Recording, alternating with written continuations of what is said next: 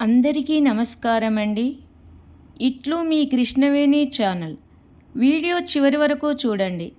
నచ్చితే లైక్ చేయండి. ఈరోజు కథ. చాలా సంవత్సరాల క్రితము ఒక దేశం ఉండేది. ఆ దేశంలోని ప్రజలు ప్రతి సంవత్సరము ఒకరిని రాజుగా ఎన్నుకుంటారు.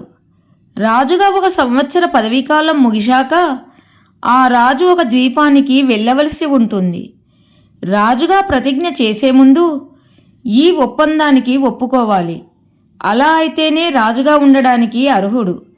రాజుగా ఉన్నప్పుడు ఎంత ఖరీదైన వసతులు అనుభవించినా రాజుగా కాలం ముగిశాక ఒంటరిగా మరియు ఎలాంటి వసతులు లేకుండా ద్వీపానికి వెళ్ళడం మరియు అక్కడే మిగతా జీవనాన్ని గడపడం అనేది ఆ రాజుకి చాలా పెద్ద శిక్ష.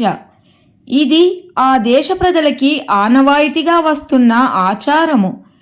ఈ ఆచారాన్ని మార్చేవారు ఎవ్వరూ లేకపోవడం వలన దీనిని ఇంకా పాటిస్తున్నారు. ఇందు కారణముగా ఆ దేశానికి రాజుగా రావడానికి ఎవ్వరు కూడా ముందుకు రారు. ప్రతి సంవత్సరం ఏదో వంకతో తప్పు చేసి దొరికిన వారిని రాజుగా నిలబెట్టి సంవత్సరం ముగిశాక ద్వీపంలో వదిలి రావడం జరిగేది. ఇది వారికి మామూలుగా మారింది. ఒక రాజు తన పదవీకాలం ముగించాడు మరియు అతను ద్వీపానికి వెళ్ళి అక్కడ నివసించే సమయం వచ్చింది. ప్రజలు ఆ రాజుకు ఖరీదైన దుస్తులు మరియు ఆభరణాలతో అలంకరించి ఏనుగుపై ఊరేగించి ప్రజలందరికీ వీడుకోలు చెప్పడానికి నగర వీధుల్లో తీసుకెళ్లేవారు. ఒక సంవత్సరం పాటు పరిపాలించిన రాజులందరికీ ఇది విచారకరమైన క్షణము. వీడుకోలు చెప్పిన తర్వాత ప్రజలు రాజును పడవతో మారుమూల ద్వీపానికి తీసుకెళ్ళి అక్కడే వదిలేస్తారు. రాజుని వదిలి తిరిగి తమ దేశానికి వస్తున్నప్పుడు వారు అప్పుడే మునిగిపోయిన ఒక ఓడను చూశారు. దాదాపు ఓడలో ఉన్న అందరూ చనిపోయారు. కానీ నీటిపైన తేలుతున్న ఒక చెక్క ముక్కను పట్టుకొని ప్రాణాలతో బయటపడిన ఒక యువకుడిని వారు చూశారు. వారికి ఇప్పుడు కొత్త రాజు అవసరం కావడంతో వారు ఆ యువకుడిని కాపాడి తమ దేశానికి తీసుకెళ్లారు. వారు అతనిని ఒక సంవత్సరం రాజుగా ఉండమని అభ్యర్థించారు. మొదట అతడు నిరాకరించాడు. కానీ తర్వాత అతను రాజుగా ఉండడానికి అంగీకరించాడు. ప్రజలు అన్ని నియమ నిబంధనల గురించి మరియు ఒక సంవత్సరం తర్వాత అతన్ని ద్వీపానికి పంపించడం గురించి అన్నీ చెప్పి రాజుగా ప్రతిజ్ఞ చేయించారు. రాజుగా 3 రోజులు గడిచిన తర్వాత మిగతా రాజులందరినీ పంపిన ద్వీపాన్ని నాకు చూపించగలరా అని ఆయన మంత్రులను అడిగారు. వారు అంగీకరించి అతన్ని ద్వీపానికి తీసుకెళ్లారు. ఆ ద్వీపము దట్టమైన అడవులతో కప్పబడి ఉంది మరియు క్రూరమైన జంతువులకు ఆవాసము ఆ ద్వీపము. రాజు ఆ ద్వీపాన్ని తనిఖీ చేయడానికి కొంచెము లోపలికి వెళ్ళాడు. కొద్ది దూరములోనే అతను గత రాజుల యొక్క మృతదేహాలను చూశాడు. వారిని ద్వీపంలో వదిలివేసిన వెంటనే జంతువులు వచ్చి వారిని చంపేశాయని అతనికి అర్థమయ్యింది. అందుకే ఈ దేశానికి రాజు అవ్వడానికి ఎవరూ ముందుకు రాకపోవడంతో అసలు ఈ దేశానికి చెందని నన్ను రాజుగా నియమించారు అని మనసులో అనుకున్నాడు ఆ యువకుడు. రాజు తిరిగి దేశానికి వెళ్ళి 100 మంది బలమైన కార్మికులను మరియు క్రూరమైన జంతువులను వేటాడే వేటగాళ్లను ఉద్యోగంలో నియమించాడు. అతను వారిని ద్వీపానికి తీసుకెళ్ళి అడవిని శుభ్రం చేయాలని, ప్రాణాంతక జంతువులన్నింటినీ చంపేయమని, అదనపు చెట్లను నరికివేయమని ఆదేశించాడు ఆ రాజు. ఆ ద్వీపాన్ని మొత్తము శుభ్రం చేయడానికి తప్పకుండా సంవత్సరం వరకు అవుతుందని కూలీలు చెప్పారు రాజుకు. పనులు ఎలా పురోగమిస్తున్నాయో చూడడానికి అతను ప్రతి నెలా ద్వీపాన్ని సందర్శించేవాడు.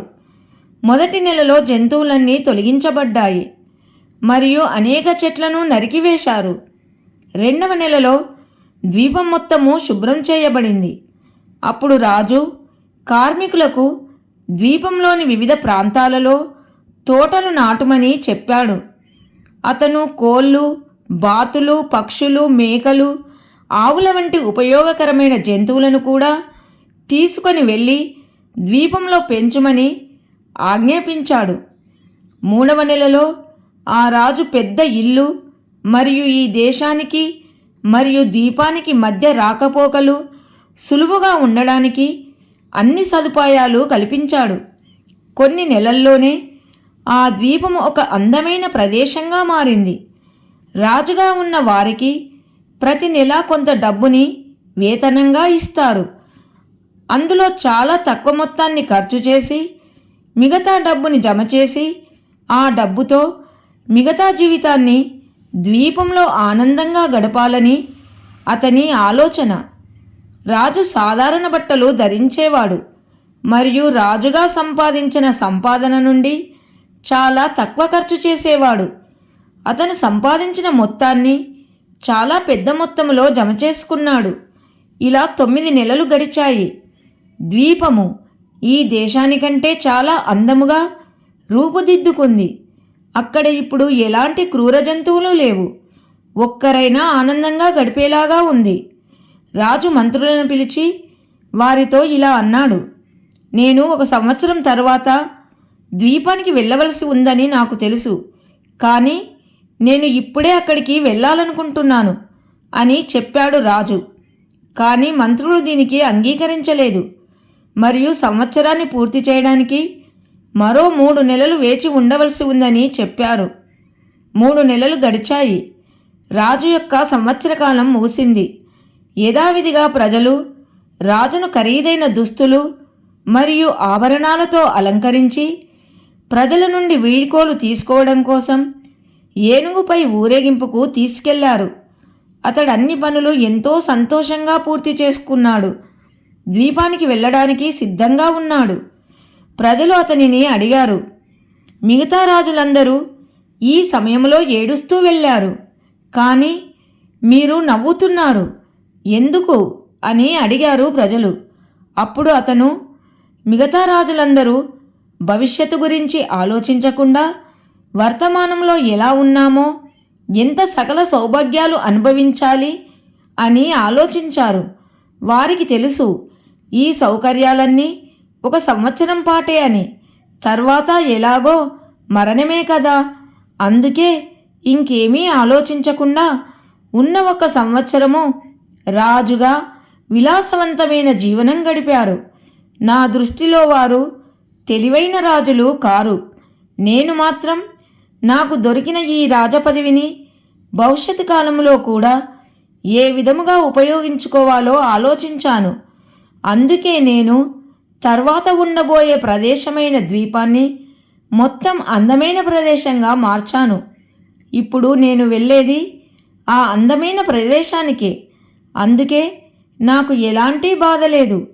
ఇంకా ఆ అద్భుత ద్వీపానికి వెళ్ళడానికి ఎప్పటి నుండో వేచి చూస్తున్నాను అని సంతోషంగా చెప్పాడు రాజు. ముందు చూపు లేకపోవడం అవివేకం. ఇప్పుడున్న పరిస్థితులలో వర్తమానం గురించి ఆలోచిస్తూ భవిష్యత్తు కోసం ప్రణాళిక వేసుకోవడం మంచిది. వేసుకున్న ప్రణాళికని పాటిస్తే తగిన ఫలితం వస్తుంది. కథ సమాప్తం. నచ్చితే లైక్ చేయండి. అందరికీ ధన్యవాదములు.